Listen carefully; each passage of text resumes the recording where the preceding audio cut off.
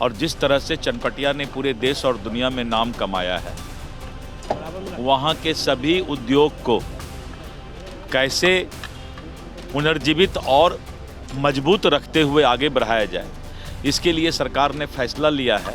जो भी उद्यमी थे वो इंफ्रास्ट्रक्चर ठीक से नहीं लगा पाते थे। उनको लगता था कि भाई उद्योग विभाग की ज़मीन तो है नहीं, कहीं कल कृषि विभाग ले लेगा तो हमारा इंफ्रास्ट्रक्चर टूट जाएगा। सरकार इसकी चिंता करेगी और हम लोगों ने इसका फैसला ले लिया है कि सरकार इसकी चिंता करेगी कि उनको कैसे हम वित्तीय सहायता दें।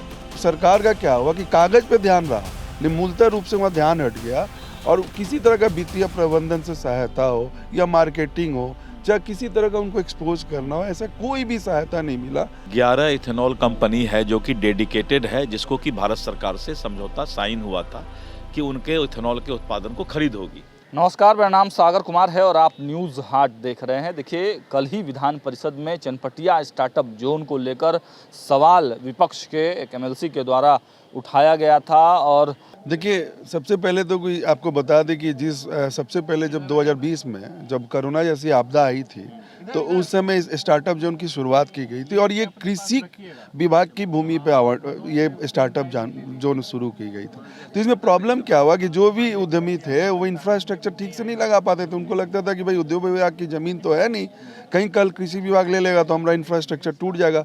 और उस अनुसार बैंक से उनको वित्तीय किसी तरह का सपोर्ट नहीं मिलता था, सहायता नहीं मिलता था। तो 56 फैक्ट्री लगी थी उद्यमी की तरफ से, जिसमें से 24 अभी बचे, बाकी सब भाग गए। एक तो वो, बाकी सरकार का क्या हुआ कि कागज़ पे ध्यान रहा, लेकिन मूलतः रूप से वहाँ ध्यान हट गया और किसी तरह का वित्तीय प्रबंधन से सहायता हो या मार्केटिंग हो, चाहे किसी तरह का उनको एक्सपोज करना हो, ऐसा कोई भी सहायता नहीं मिला। जिस कारण से आज इतनी बड़ी, जिसके लिए उस समय तत्कालीन जिला पदाधिकारी थे, उनको प्रधानमंत्री पुरस्कृत किए थे, लेकिन आज वो पूरी तरह बैठ चुका है। वही चीज़ को मैं सरकार के संज्ञान में लाया हूँ। हो सकता है मेरे संज्ञान में लाने के बाद इसको फिर से देखा जाए और फिर ये उद्योग हो और रोजगार सृजन। बैंकों का एक बड़ा समस्या है, बैंक लोन नहीं दे रही है। वो इतने ज़्यादा फॉर्मेलिटीज़ कर देती है पेपर को। अगर बैंक की लोन ईजी कर दी जाए और पूंजी से सहायता मिले बैंक की तरफ से, जरूर फिर ये स्टार्टअप जो एक दिन नाम करेगा और रोजगार सृजन। बिजली की भी समस्या है। देखिए, बिजली की समस्या तो बहुत हद तक सुलझ चुकी है, अब नहीं है कोई बिजली को लेकर, लेकिन बैंक से वित्तीय प्रबंधन का बहुत सारा समस्या है। उसके जवाब के तौर पर मंत्री महोदय ने जवाब तो दिया था, जो प्रभारी मंत्री थे, लेकिन आज जब उद्योग मंत्री दिलीप जायसवाल खुद विधान परिषद पहुंचे तो पत्रकारों ने उनसे सवाल पूछा। तो देखिए, चनपटिया स्टार्टअप जोन को लेकर एमएलसी नीरज कुमार ने भी कल चिंता व्यक्त की थी कि भाई इतना महत्वपूर्ण जगह है और जिसकी चर्चा प्रधानमंत्री नरेंद्र मोदी ने मन की बात में भी की है, मुख्यमंत्री जी भी लगातार करते रहते हैं। तो वहाँ के जो उद्योग धंधे हैं वो मतलब धीरे धीरे कम होते जा रहे हैं, लोन नहीं मिल पा रहा है, उनकी सुविधाएं नहीं मिल पा रही है। तो इसको लेकर बड़ी चिंता व्यक्त की गई थी। तो आज जो उद्योग मंत्री दिलीप जायसवाल खुद पहुंचे थे और चनपटिया स्टार्टअप जोन को लेकर स्पष्ट तौर से उन्होंने जवाब दिया है कि उनको जो भी समस्याएं हो रही हैं उसके लिए सरकार जो है लगातार प्रयास कर रही है। जो आर्थिक दृष्टिकोण भी है उन लोगों का, वो भी हम लोग देख रहे हैं, क्योंकि बैंकों से लोन मिलने में बड़ी समस्या हो रही थी। तो हम आपको दिलीप जायसवाल जो उद्योग मंत्री हैं बिहार सरकार के, उन्होंने क्या कुछ कहा है चनपटिया स्टार्टअप जोन से रिलेटेड बातें, पहले वो सुनाते हैं। चनपटिया स्टार्टअप जोन के बारे में सरकार का स्पष्ट सोच है कि जो भी हमारे लघु कुटीर सूक्ष्म उद्योग हैं और जिस तरह से चनपटिया ने पूरे देश और दुनिया में नाम कमाया है, वहाँ के सभी उद्योग को कैसे पुनर्जीवित और मजबूत रखते हुए आगे बढ़ाया जाए, इसके लिए सरकार ने फैसला लिया है कि अब हम उनको वित्तीय सहायता देंगे। जिनका उद्योग में कोई दिक्कत आ रहा है उनको हम लोग वित्तीय सहायता देकर सभी उद्योग को जो है आगे बढ़ाने का काम करेंगे। वित्तीय सहायता क्या सरकार देगी, क्योंकि बैंकों से तो उनको सहायता नहीं मिल रहा है? सरकार इसकी चिंता करेगी और हम लोगों ने इसका फैसला ले लिया है कि सरकार इसकी चिंता करेगी कि उनको कैसे हम वित्तीय सहायता दें।